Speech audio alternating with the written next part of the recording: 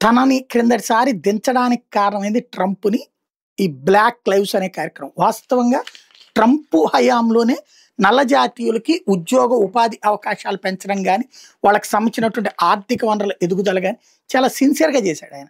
2016 నుంచి 20 దాకా గూడా.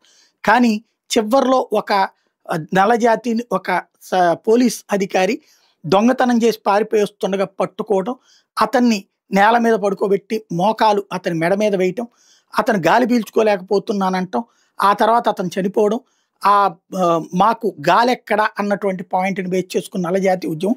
అప్పట్లో బ్లాక్ లైవ్స్ అనేటటువంటి ఒక కార్యక్రమం పెద్ద ఎత్తున జరిగింది. ఆ గ్రూప్ చేసింది.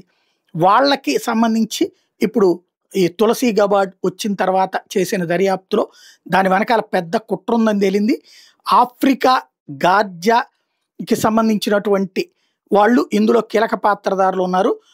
ఫెడరల్ ఇన్వెస్టిగేషన్ తేల్చింది ఏంటంటే $90 మిలియన్ ఈ సదరు సంస్థ ఎవరైతే బ్లాక్ లైవ్స్ మ్యాటర్ అనేటటువంటి నిర్వహించిన సంస్థకు $90 మిలియన్ డబ్బులు వచ్చినాయట.